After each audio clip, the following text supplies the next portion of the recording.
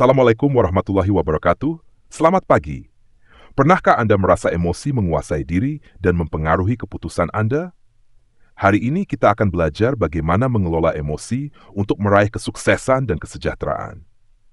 Bergabunglah dengan ceramah Dr. Farudin Faiz, pakar kecerdasan emosional, untuk mengetahui 5 kunci utama dalam menghadapi tantangan hidup. Klik tombol tonton dan mari mulai perjalanan menuju kecerdasan emosional yang lebih baik. Assalamualaikum warahmatullahi wabarakatuh. Bismillahirrahmanirrahim. Kita awali dengan kecerdasan emosi. 5 kunci kecerdasan emosi. Jadi orang yang cerdas secara emosi itu cirinya 5. Yang pertama self-awareness, yang kedua self-regulation, yang ketiga motivation, yang keempat empati, yang kelima social skill. Sekarang kita masuk ke teorinya. Emotional quotient. Kecerdasan emosi. Apa sih kecerdasan emosi itu? Jadi orang yang cerdas secara emosi adalah orang yang mampu dan kuasa untuk mengenali dan memahami emosinya. Ini yang pertama. Nah, tempatnya di mana kecerdasan emosi kalau pakai teori neuroscience posisi otak? Otak kita itu kan ada 3 bagian. Ada bagian luar, ada bagian dalam, ada bagian bawah. Bagian paling luar itu namanya neokortek. Di situ tempatnya mikir, merenung, refleksi. Jadi IQ, reason, itu ada di neokortek. Nanti bagian dalam ada limbic system. Di situ emosi-emosi.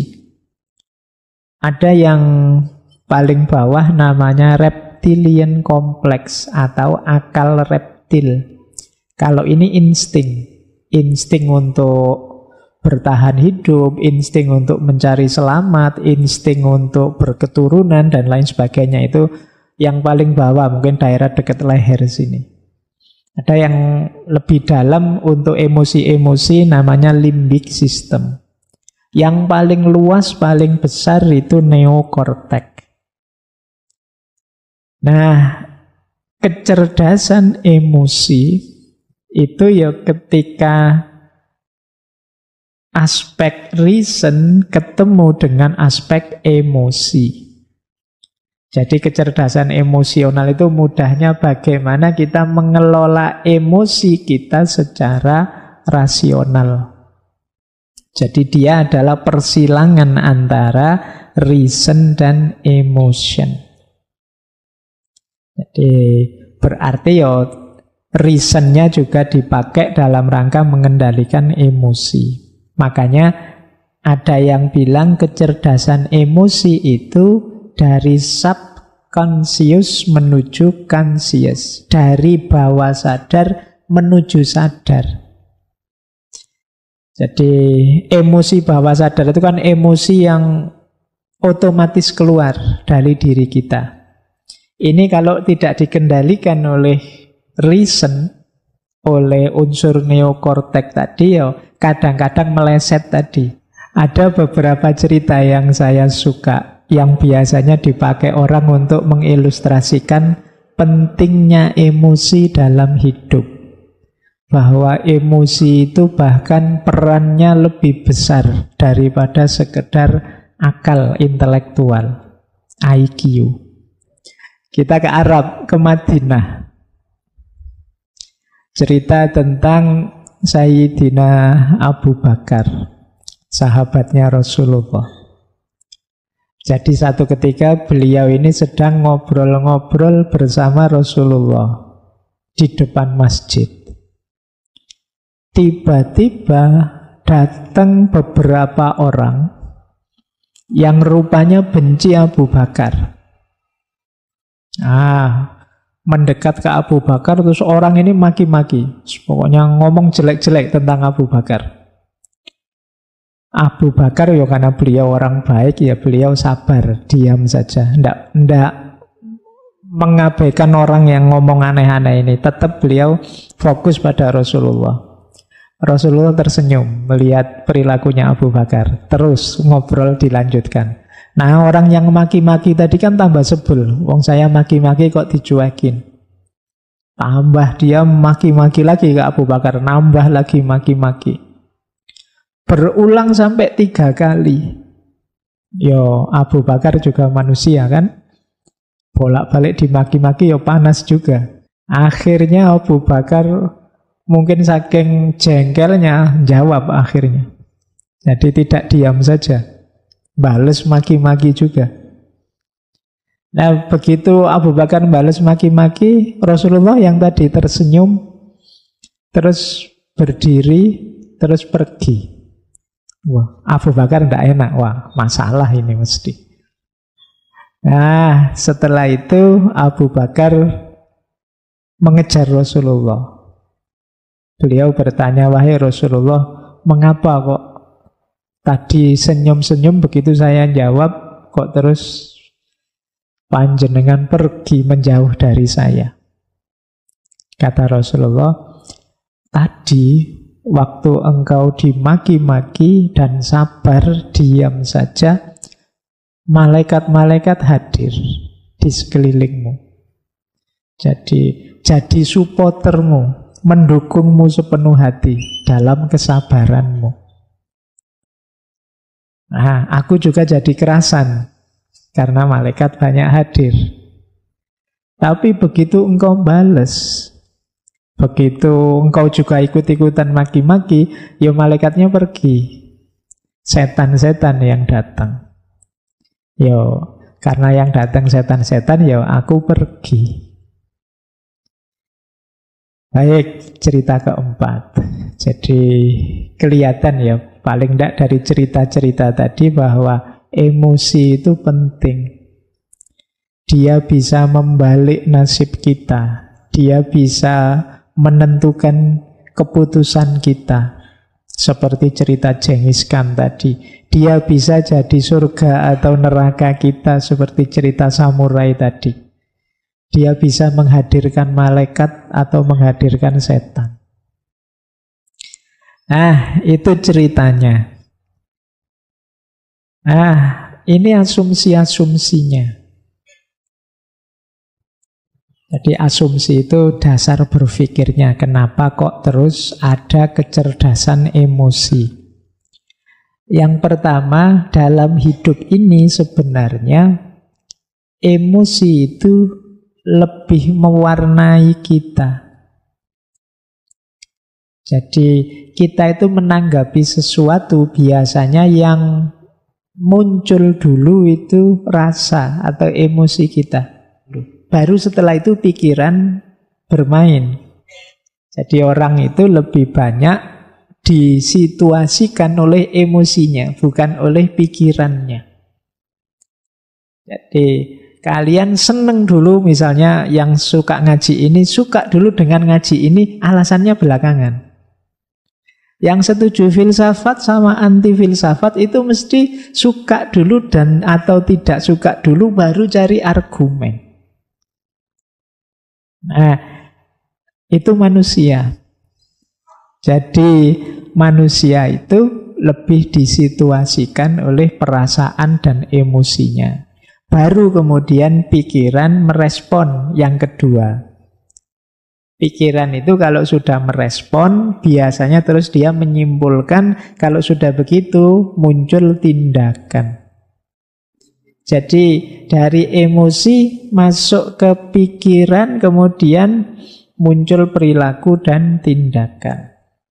Jadi kalau di situ saya tulis behavior, perilaku itu kan kalau terus-terusan jadi kebiasaan. Dan itulah nanti yang membentuk performan kita, profil kita. Baik, jadi rumusnya itu kalau emotional quotient. Jadi manusia itu disituasikan oleh emosinya, setelah itu pikiran merespon, dari situ muncul tindakan, dari tindakan itulah lahir performance, perilaku nyata dia. Baik, jadi ini asumsi-asumsinya. Kita masuk ke sini ya. Bedanya apa sih IQ sama EQ? Kalau IQ ya titik beratnya pada logika, analisis, dan relatif permanen. Jadi tingkat kecerdasan kalau aspek IQ ini relatif, makanya ketika diukur bisa, oh IQ-nya sekian, IQ-nya sekian, itu bisa karena relatif permanen. Nah, beda dengan emotional quotient. Beda dengan kecerdasan emosi. Kalau kecerdasan emosi ini tidak paket, tidak harga mati. Dia bisa dipelajari, bisa dikembangkan. Nah, saya lanjut. Ini ciri-cirinya, ini umum saja ya. Semoga tidak ada yang tersinggung. Jadi ada yang emosinya rendah, kecerdasan emosi rendah, dan ada yang kecerdasan emosinya tinggi. Orang yang kecerdasan emosinya rendah, antara lain, ini saya tidak bilang semua, cirinya adalah yang pertama, cenderung mencari kesalahan pada orang lain. Yang kedua, tidak mampu mengungkapkan perasaan. Yang ketiga, suka menyerang, menginterupsi, mengkritik, memberi cap orang lain. Yang keempat, suka memberi analisis rasional berlebihan, menanggapi ungkapan perasaan orang lain. Nah, termasuk ciri emosi yang rendah adalah sering bohong tentang perasaannya atau emotional dishonesty. Nah, biasanya juga orang yang emotional quotient-nya rendah itu adalah pendengar yang jelek. Tidak betah dia mendengarkan, suka interupsi, suka debat. Tidak mampu menunggu orang sampai tuntas bicara. Terus melebih-lebihkan atau mengecil-ngecilkan yang dirasakan. Baik, terus tidak peka terhadap perasaannya orang lain. Kemudian sering merasa insecure, tidak aman. Sukar menerima kesalahan diri sendiri dan berat kalau mau minta maaf. Kemudian pesimis, merasa dunia ini tidak adil. Baik, jadi pesimis, sukanya mengeluh. Yang dilihat yang buruk-buruk, yang jelek-jelek saja. Ini ciri-ciri emosional kecerdasannya rendah. Kemudian kaku, tidak luwes. Jadi sulit beradaptasi terhadap perubahan-perubahan dalam hidup. Terus biasanya kemudian jadinya tidak harmonis dengan orang. Nah, jadi itu di antara ciri. Kalau ada orang kok lebih sayang dengan motornya, dengan mobilnya daripada keluarganya, anaknya, istrinya, itu kemungkinan ada masalah dalam relasi. Terus puas kalau bisa menghina orang lain, mengalahkan orang lain. Kadang-kadang dibela-belain dengan bikin hoax, bikin kebohongan. Yang penting musuhku kalah. Nah, ini berarti orang yang lemah secara emosi. Kebalikannya kalau orang yang kecerdasan emosinya tinggi, itu ya kebalikan ciri-ciri tadi. Dia tidak takut mengungkapkan apa yang dirasakan. Kalau iya bilang iya, kalau tidak bilang tidak. Kemudian tidak didominasi oleh perasaannya. Orang bisa takut manusiawi, tapi jangan didominasi oleh rasa takut.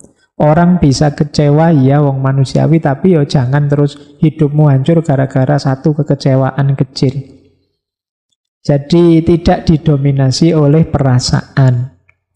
Kemudian mampu membaca isyarat-isyarat, tidak hanya kata-kata. Ini hubungannya dengan kepekaan tadi.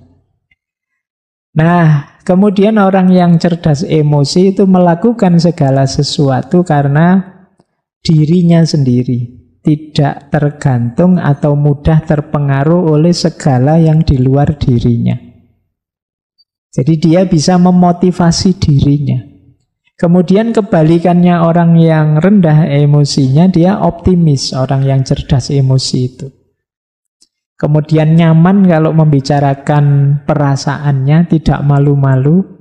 Kemudian tidak kalah oleh emosinya seperti tadi. Nah, mampu merenungi dirinya, mampu muhasabah kalau bahasa agama. Oh iya ya, apa pas ya saya emosi saya seperti tadi misalnya. Harusnya aku lebih agresif sedikit sehingga anak-anak ini tidak ngantuk misalnya. Itu merenung. Nah, kemudian ada ketahanan emosi, tangguh. Baik, sekarang indikator sebelum nanti ke teknik-tekniknya. Yang pertama apa? Orang yang cerdas emosi itu biasanya mampu mengatasi stres, mengatasi tekanan. Jadi dia bisa bertahan meskipun mengalami peristiwa-peristiwa buruk. Tidak hancur karena tekanan. Yang kedua, daya tahan dirinya kuat.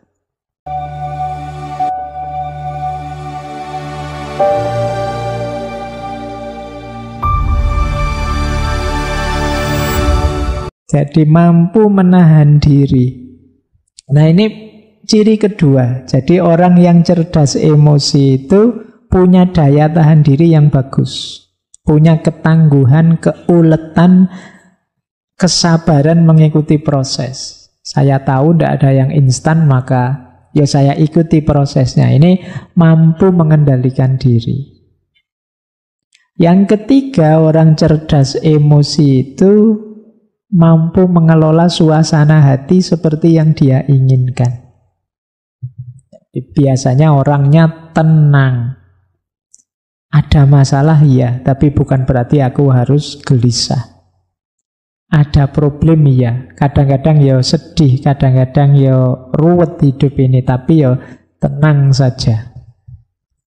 Nah, kalau bahasanya agama kan mutmainnah. Jadi batinnya sudah stabil. Apapun yang terjadi tidak belok-belok sudah, tidak naik turun lagi. Nah, ini orang yang cerdas secara emosi. Yang keempat, mampu memotivasi diri. Tadi sudah dijelaskan ya, bagaimana orang tidak perlu pendorong dari luar dirinya untuk melakukan sesuatu. Yang kelima, mampu memahami orang lain lewat empati. Dan yang keenam, mampu bergaul dengan baik.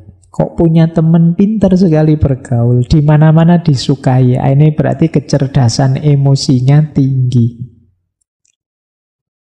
Oke, nah kita sekarang ke inti teorinya.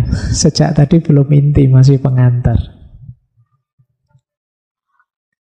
Ini 4 kemampuan. Inilah nanti yang disebut kecerdasan emosional. Jadi emosional intelligence itu unsurnya 4 tadi ya. Kesadaran diri dan pengaturan diri dan kesadaran sosial serta pengaturan relasi dengan orang lain. Jadi 2 yang pertama itu namanya personal competence, kemampuan personal. 2 yang terakhir namanya social competence, kemampuan sosial. Jadi kesadaran kita sadar emosi kita dan mampu mengelolanya. kita sadar sebagai makhluk sosial dan mampu mengelolanya. Sebenarnya kuncinya itu yang disebut kompetensi personal dan kompetensi sosial. Yang sadar itu namanya what I see, apa yang harus aku lihat, apa yang harus aku penuhi. Kalau yang pengaturan itu what I do, apa yang harus aku lakukan.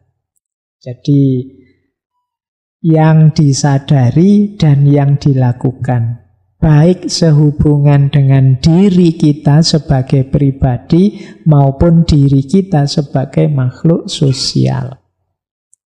Sederhananya itu sebenarnya kecerdasan emosi itu. Nah, sekarang kita gali satu demi satu. Kesadaran diri itu cirinya 4. Yang pertama tadi ya, mampu mengenali emosi dalam diri kita. Saya itu rasanya sekarang kayak gimana sih? Itu bisa. Saya Pak rasanya capek Pak, bosen Pak, lelah Pak, jenuh Pak, dan lain sebagainya. Ini mampu mengenali emosi. Terus menerima diri apa adanya. Kan sulit kadang orang itu susah menerima dirinya. Termasuk self-awareness itu percaya diri. Nah, cuma percaya diri sesuai kenyataan diri kita. Kemudian yang terakhir mampu menertawakan diri. Ini menarik. Menertawakan diri itu berarti apa? Aku menerima bahwa aku ini banyak kekurangan juga. Ada salah, ada khilafnya juga. Meskipun aku ya tidak putus asa. Tidak masalah. Jadi salah tidak membawa putus asa, tapi membawa penertawaan diri bahwa aku ini memang belum baik, aku ini memang belum bagus, saatnya untuk diperbaiki. Nah, ini ciri-ciri orang sadar diri. Nah, strateginya apa untuk membangun kesadaran diri? Yang pertama, ayo merenungi nilai-nilai hidup. Kesadaran diri itu selalu gandeng, selalu bersama dengan nilai-nilai hidup. Orang bisa memvalue dirinya itu kan dasarnya nilai yang dia pegangi. Aku kok marah, padahal harusnya aku ini penyabar loh. Dalam hidup ini yang lebih utama itu sabar. Loh, sabar itu nilai yang kita yakini utama. Sehingga ketika kita marah berarti kita keluar dari nilai yang kita yakini. Yang kedua, untuk sadar diri, mari sering-sering mengamati efek dari emosi yang kita ungkapkan. Saya marah-marah tadi loh, kira-kira ada baiknya enggak sih? Aku maki-maki tadi kira-kira positifnya apa ya? Coba sekali-sekali teman-teman melakukan itu. Apa sekedar kelegaan perasaan saja? Tidakkah itu menyakiti orang lain? Tidakkah itu menambah masalah saja? Tidakkah itu memutus silaturahim persaudaraan? Nah, ini namanya memperhatikan efek dari emosi. Kita itu sering demi kelegaan sesaat mengorbankan nilai-nilai yang jauh lebih tinggi, lebih besar. Ini berarti kita belum cerdas secara emosi. Kemudian penting juga kita pahami apa atau siapa yang bisa menekan tombol. Ini istilahnya menekan tombol. Ini ada teman kalau ngomong nyelekit. Ketemu yang kayak gini ini biasanya aku mudah terpancing marah. Jadi kita waspada. Awas ini anak cerewet yang tadi ini. Itu kita tahu dia yang bisa menekan tombol kita. Atau bukan orang, tapi peristiwa. Atau apapun itu. Jadi kita terus waspada, ngerti. Ini yang bisa mancing aku jadi meleset. Ini yang bisa mengarahkanku jadi kacau ini. Kemudian cari feedback yang bagus. Manusia itu ada keterbatasannya, termasuk ketika kita membaca diri kita sendiri. Seringkali tidak objektif. Yang jelek kita anggap baik dan lain sebagainya. Maka pendapat orang, komentar orang perlu kita cari juga. Jangan-jangan kita merasa ngomongnya sudah baik, ternyata menyakiti orang. Nah, ini namanya feedback. Untuk dapat feedback yang baik, kita perlu teman yang dipercaya. Cari teman yang bisa dipercaya. Kemudian tetapkan tujuan. Saya harus lebih baik. Saya harus lebih sabar. Saya harus lebih pemaaf. Saya harus lebih santun ngomongnya. Ini namanya ada tujuan. Biasanya orang itu kalau ada tujuan lebih mudah untuk diwujudkan. Kemudian yang terakhir, jangan menunggu atau menunda. Nah, iya Pak, yang disampaikan Pak Faiz itu menurut saya penting, bagus. Tapi ya besok lah Pak, masalah. Nah, itu namanya nunggu-nunda. Ada banyak hal yang kita tunda-tunda terus.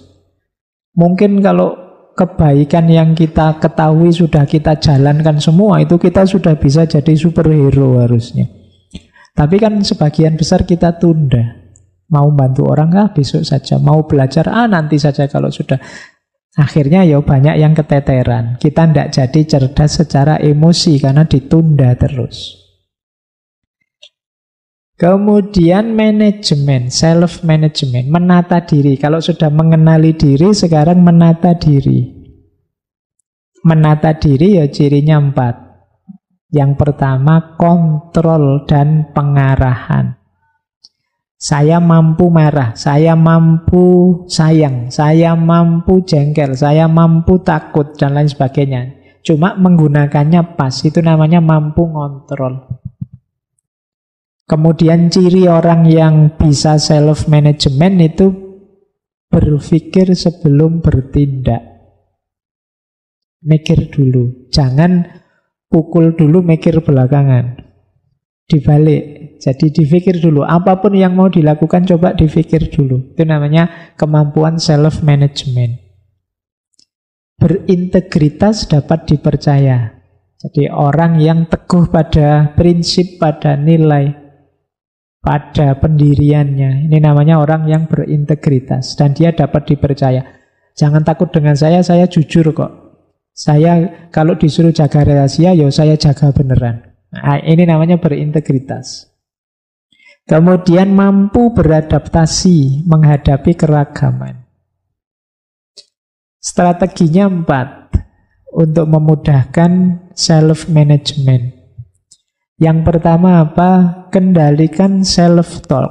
Self-talk itu vonis kita, penilaian kita, rayuan kita pada diri kita sendiri, itu self-talk. Jangan sering-sering bilang, aku kok begitu ya, dasar bodoh. Nah, ini self-talk. Nganggap dirinya sendiri bodoh. Jadi, bicaralah yang baik-baik terhadap dirimu. Karena itu akan jadi mantra yang membentukmu. Jadi, kalau teman-teman membaca diri, aku masih bisa lebih baik. Daripada bilang pada dirimu, aku ini orangnya jelek. Nah, jadi ini penting self-talk ini. Kita itu sering mensugesti diri kita secara negatif. Dan biasanya ya ke situ nanti diri kita terbentuk. Siapa sih saya ini Pak? Saya itu hanya remah-remah. Iya, kan sering kemarin anak-anak bilang begitu. Ya kamu akan jadi remah-remah beneran. Akan lebih positif ya, masih banyak hal yang belum saya mampu Pak, tapi insya Allah tidak lama lagi yang ingin saya bisa akan saya kuasai. Nah, itu kan lebih positif, membuatmu bersemangat untuk berjuang. Jadi kendalikan self-talk. Kemudian hitung sampai 10. Ini sebenarnya adagium. Jadi hitung sampai 10 itu kalau mau melakukan apa-apa dipikir dulu. Wah, kurang ajar dia, ngomong jelek tentang aku di medsos, tak bales sebelum bales dihitung dulu sampai 10. Bales bener apa enggak, nanti efeknya apa kalau dibales. Sudahlah, pokoknya harus menang. Kedua, dibales tenan apa enggak, nanti sampai 10 kali coba, undur sampai 10 kali. Ini sebenarnya memberi kesempatan kita untuk berpikir dulu deh, pertimbangkan masak-masak, termasuk efeknya. Karena kalau sudah terkirim, apalagi sudah dibaca sana, nanti jangan-jangan masalah baru muncul. Sudah terlanjur diucapkan, didengarkan orang, jangan-jangan problem baru lahir. Wong kalau sudah diucapkan, dia sudah menjelma jadi energi suara. Yang energi ini tidak akan hilang, tidak akan habis. Kalau itu negatif, dia akan negatif selamanya.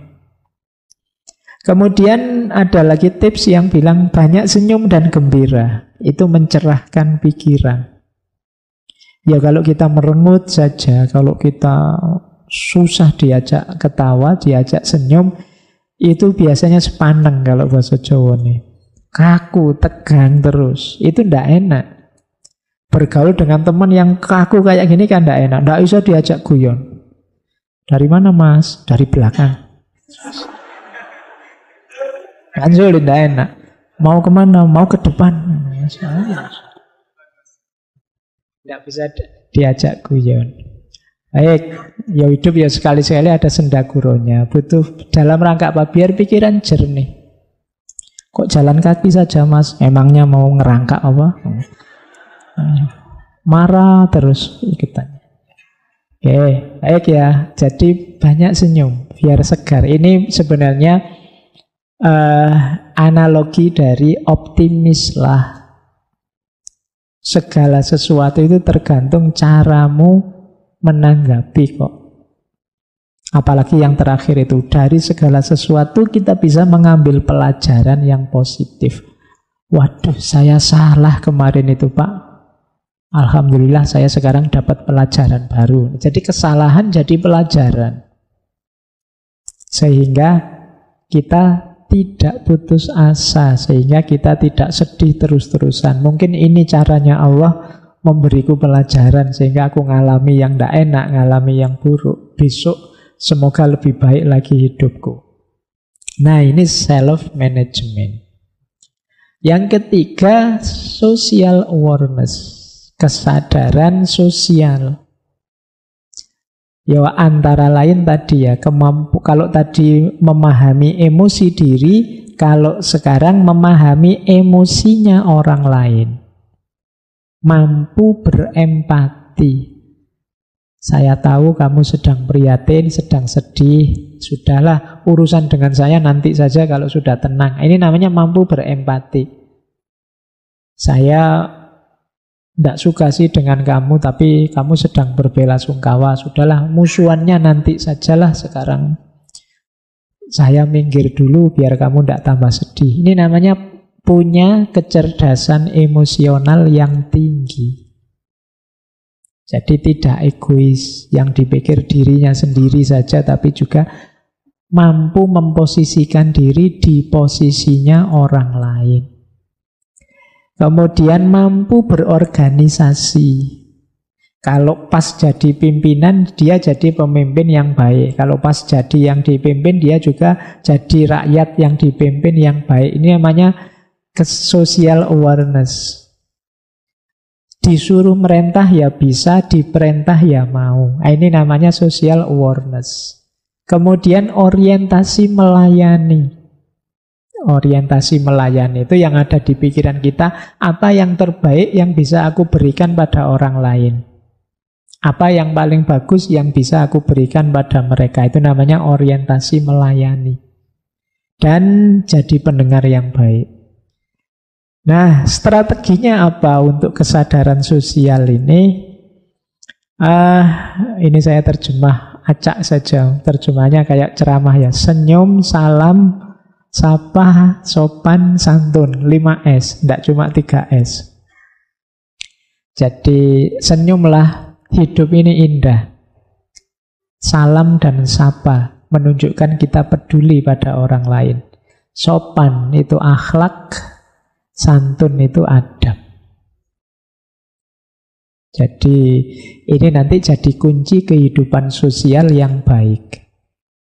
Pikiran yang optimis, kemudian wajah yang ceria, kemudian diri yang mudah bergaul, salam, sapa itu simbol kepedulian, akhlaknya hidup, adabnya jalan. Ini akan membantu menghidupkan kesadaran sosial. Kemudian walk in thy shoes. Walk in thy shoes itu berjalan dengan sepatunya mereka. Ini namanya empati. Kalau kita ngobrol dengan anak kecil, ya cara ngomongnya kita turunkan ke level anak kecil. Ngobrol dengan orang tua, ya sesuai dengan tataran orang tua. Itu namanya walk in their shoes. Itu bagian dari empati.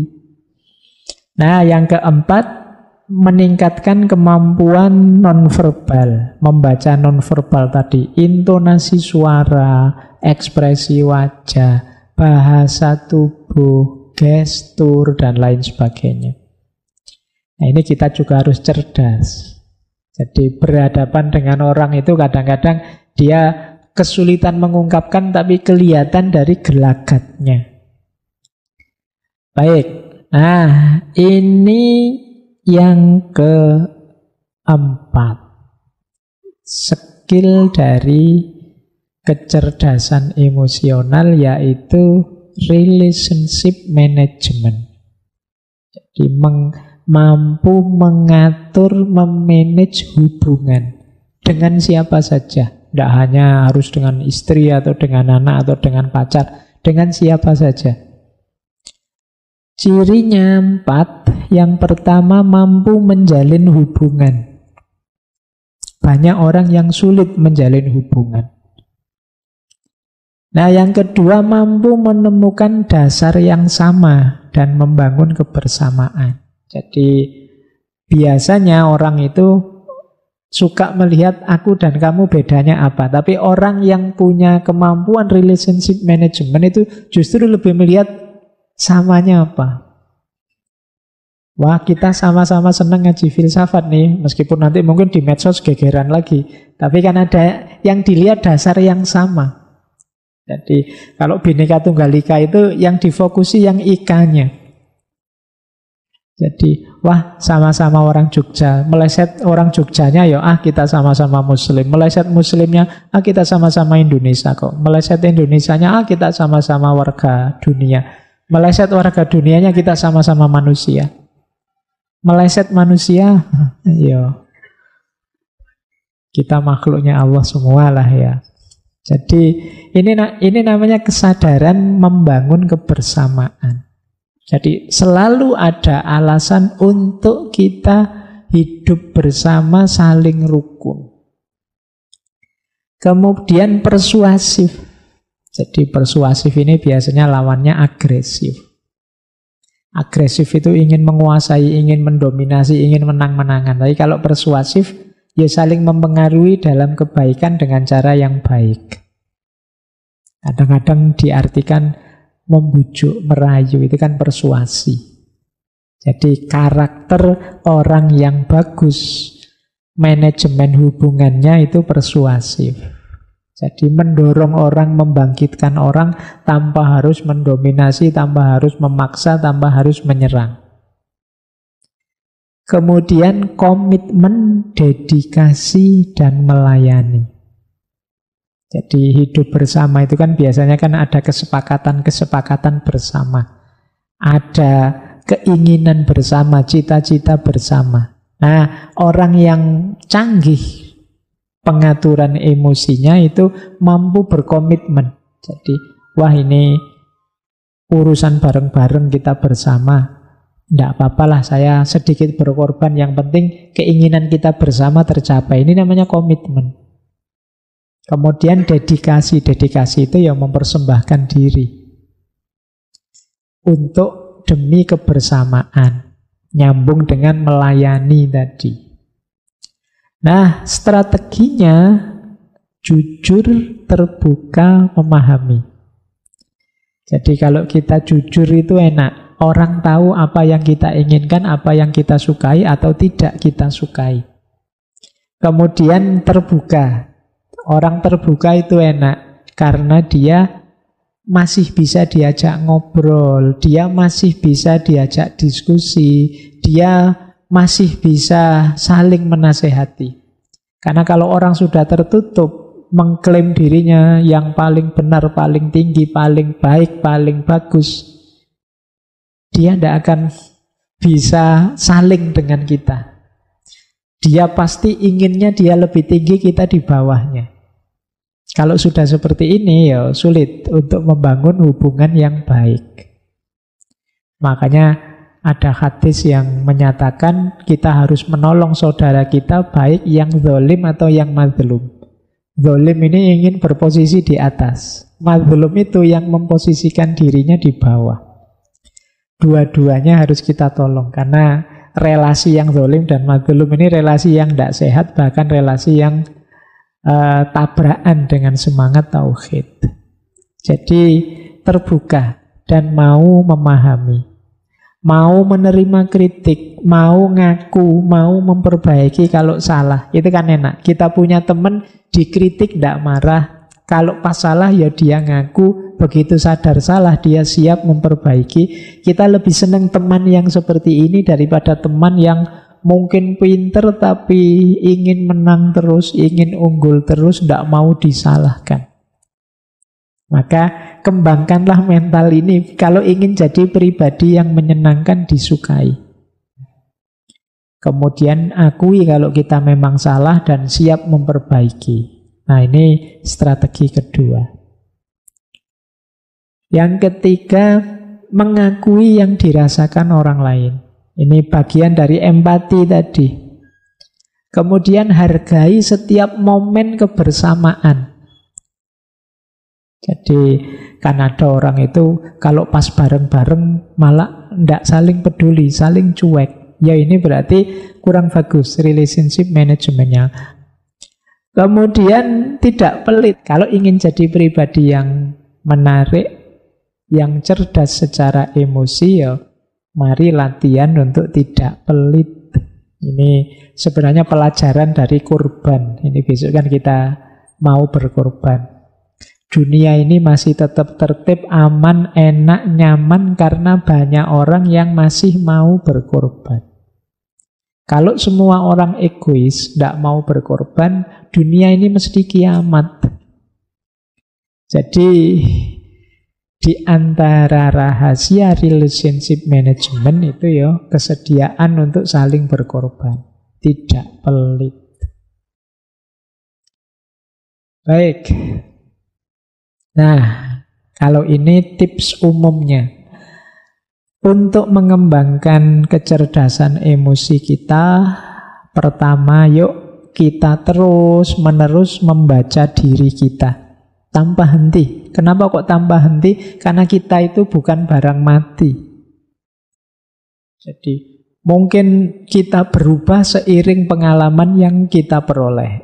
Baik pengalaman baik atau pengalaman buruk. Maka harus ada waktu yang kita sempatkan untuk muhasabah, mengenali diri kita sendiri. Dan itu kontinu, rutin, terus-menerus.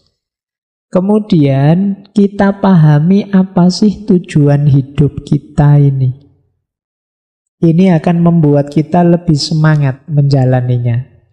Kemudian mari menegaskan perilaku yang ingin kita jaga. Maksudnya kita ini kan ya pasti ada sifat-sifat baik dalam diri kita. Nah, yang baik ini ingin kita jaga. Tapi ayo ditegaskan. Sekaligus mengidentifikasi perilaku yang ingin kita kembangkan. Kemudian membiasakan diri dengan perilaku baru yang lebih baik. Jadi karakter, sifat, perilaku itu kan dia tertanam kalau kita biasakan. Maka riyadhah kita antara lain membiasakan perilaku yang baik. Kemudian menelaah buah atau efek dari apa yang kita lakukan. Kita itu kan sering perbuatan kita dasarnya dorongan emosi. Nah, mungkin saat kita jalankan kita tidak sadar, tapi selanjutnya mari kita berefleksi. Nah, kalau kita mengembangkan kecerdasan emosional kita secara tekun dengan cara-cara ini, ya seperti di awal tadi, maka kemungkinan akan IQ kita nilainya akan semakin meningkat.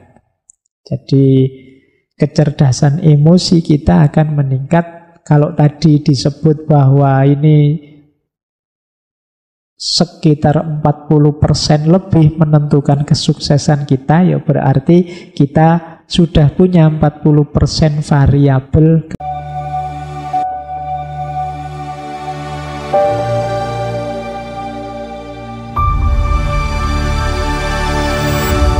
Kedalaman yang kamu sampaikan tentang kecerdasan emosional sangatlah menyentuh dan memotivasi. Menyadari bahwa setiap pengalaman, baik atau buruk, bisa menjadi pelajaran yang berharga, membuat kita lebih bijaksana dalam menghadapi tantangan hidup. Menyadari emosi kita dan bagaimana kita mengelolanya adalah langkah pertama menuju kehidupan yang lebih seimbang. Menurut saya, penting sekali untuk memahami bahwa kecerdasan emosional bukan hanya tentang mengenali perasaan kita, tetapi juga tentang bagaimana kita mengelola hubungan sosial, beradaptasi dengan situasi yang berubah, dan memotivasi diri untuk terus maju meskipun ada rintangan. Seperti yang kamu jelaskan, kecerdasan emosional juga mencakup kemampuan untuk berpikir sebelum bertindak, menjaga integritas, serta memiliki ketahanan terhadap stres. Kisah tentang Abu Bakar yang sabar meskipun dimaki-maki, dan bagaimana Rasulullah memandang kesabaran itu sebagai bentuk keberhasilan, mengajarkan kita bahwa kadang-kadang kekuatan terbesar kita datang dari ketenangan dan pengendalian diri, bukan dari membalas perbuatan orang lain. Itu adalah pelajaran berharga tentang bagaimana kita dapat mengelola emosi kita untuk kebaikan pribadi dan sosial. Dengan mengasah kesadaran diri dan kemampuan untuk beradaptasi dengan berbagai situasi, kita dapat terus memperbaiki diri dan menjadi individu yang lebih tangguh dan berempati. Ini tentu sangat relevan dalam berbagai aspek kehidupan, baik dalam pekerjaan, hubungan pribadi, maupun dalam menghadapi tantangan sehari-hari.